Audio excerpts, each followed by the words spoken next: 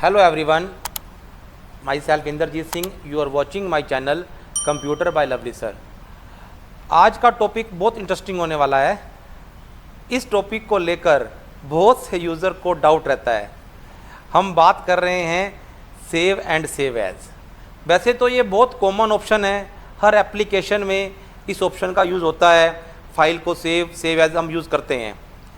But फिर भी बहुत से यूज़र को डाउट रहता है कि हम किस टाइम सेव यूज़ करें और कब हम सेव एज यूज़ करें. आज हम इस वीडियो में उस डाउट को बहुत अच्छे से क्लियर करने वाले हैं. आप प्लीज़ इस वीडियो को ध्यान से देखें और वीडियो अच्छा लगे तो प्लीज़ लाइक करें. Now let's start difference between save and save as.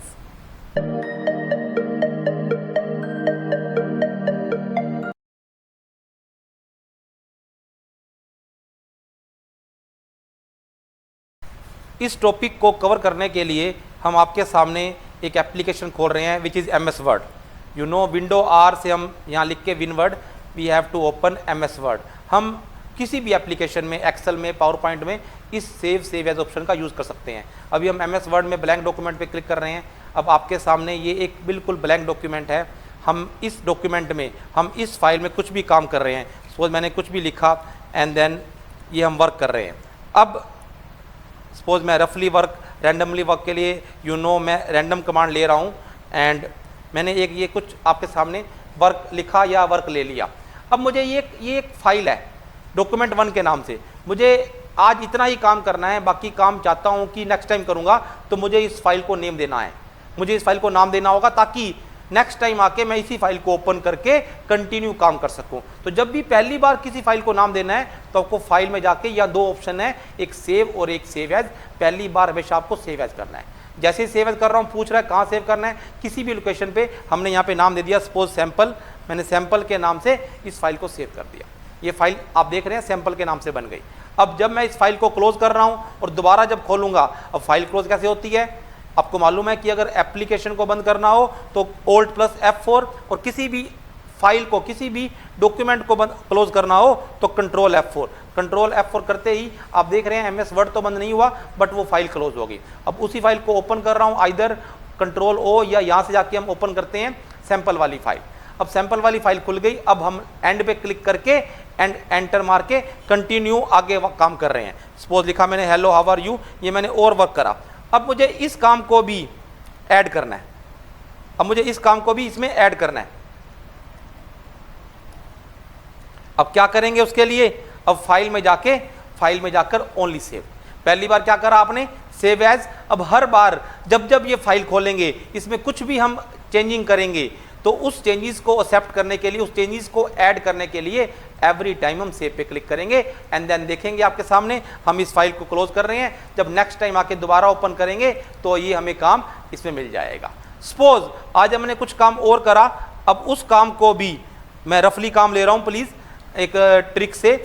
ये काम मैंने और करा इसमें सपोज. अब ये काम भी मुझे इसमें ऐड करना है.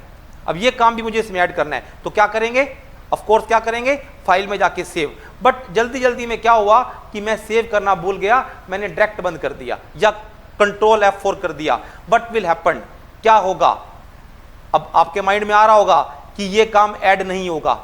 अब सपोज आपने 2-3 घंटे 5 घंटे बहुत मेहनत से काम किया तो अगर ये सारा काम हट जाएगा, सारा काम नहीं मिलेगा तो बहुत दिक्कत हो जाएगी आपको, बहुत मूड खराब हो जाएगा आपका. तो ध्यान रखना ऐसा नहीं होता. जब भी आप कोई भी काम करते हैं, चाहे वो एक लाइन है, चाहे वो एक पेज है, चाहे वो 100 पेज है, आप बिना सेव किए जब भी इस फाइल को क्लोज करेंगे, इस एप्लीकेशन को बंद करेंगे तो कंप्यूटर आपको वार्निंग देगा कि आपको इस फाइल में चेंजिंग करी है, सेव करनी है या नहीं करनी. अब वाकई अगर ये काम आपको नहीं चाहिए तो आप डोंट सेव पे क्लिक कर देना. और लगता है कि ये बहुत इंपॉर्टेंट काम है और आपको अपनी फाइल में चाहिए तो आप सेव कर देना. अभी मैं सेव कर रहा हूँ. आप जब प्रैक्टिस करेंगे तो आप डोंट सेव भी यूज कर सकते हैं. अब दोबारा से हम उस एप्लीकेशन को खोल रहे हैं MS वर्ड को और उसी फाइल को हम दोबारा ओपन करेंगे. आप देखेंगे वो हमें काम नीचे आ रहे हैं, हम वो काम मिल जाएगा. अगर हम डोंट सेव करते तो वो काम हमें ना मिलता. तो ये ऑप्शन मुझे लगता है आपको क्लियर हो गया कि कब हमें सेव का यूज करना है और कब सेव एज का.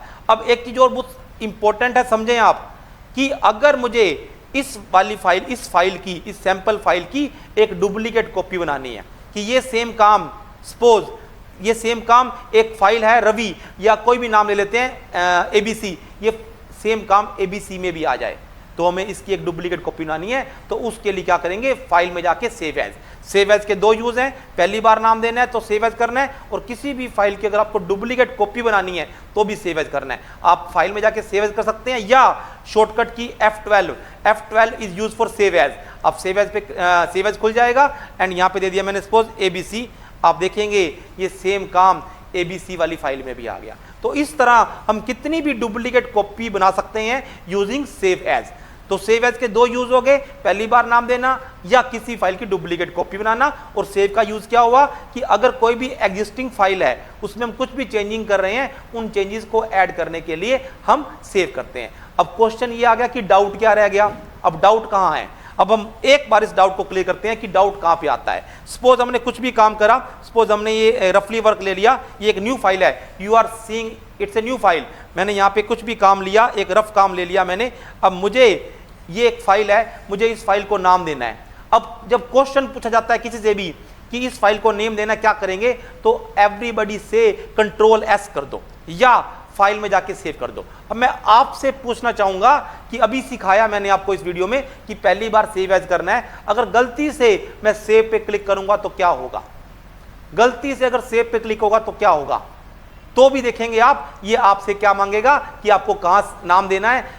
ऑटोमेटिकली आपको लग रहा है कि सेव पे क्लिक करा और हम यहां पे नाम देके इसको सेव कर देंगे, बट आप ये नहीं देख रहे कि आप चाहे सेव पे क्लिक कर रहे हैं बट यहां पे देख पा रहे हैं कि ऑटोमेटिकली क्या खुल रहा है, सेव एज। क्यों, वो कह रहा है कि मैं किस में ऐड करूं, आपने नाम तो दिया नहीं हुआ, मैं इस डाटा को किस में ऐड करूं, तो पहले आप नाम प्रोवाइड करें, तो ऑटोमेटिकली सेव एज खुल गया। अब यहां पर क्या डाउट होता है कि स्टूडेंट सम यूजर सेज कि भैया हम तो अगर नाम देना हो, फाइल को नेम देना हो तब भी सेव करते हैं और कुछ चेंजेस को ऐड करना हो तो भी सेव करते हैं, तो हमारे लिए तो सेव एज का कोई रोल ही नहीं है।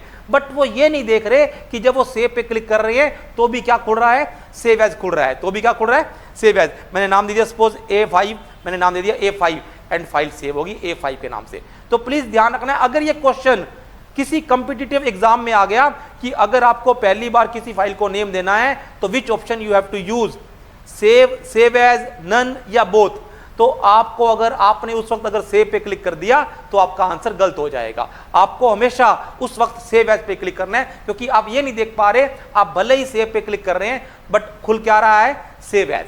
तो प्लीज माइंड करें कि जब भी आपको पहली बार नाम देना है तो सेव एज ही करना है, और जब भी एग्जिस्टिंग फाइल में कुछ चेंजिंग करेंगे उसको ऐड करने के लिए, उसमें चेंजेस को ऐड करने के लिए always use save command. Hopefully आपको वीडियो अच्छा लगा होगा, सारा आपको क्लियर हो गया होगा कि डिफरेंस क्या है सेव और सेव एज में, आगे से आपको डाउट नहीं रहेगा। तो प्लीज़ इस वीडियो को लाइक करें, शेयर करें, और इस चैनल को अभी भी आपने सब्सक्राइब नहीं किया प्लीज़ सब्सक्राइब करें ताकि आने वाले और इंटरेस्टिंग वीडियो का लिंक आपको पहले से मिलता रहे। Thank you very much.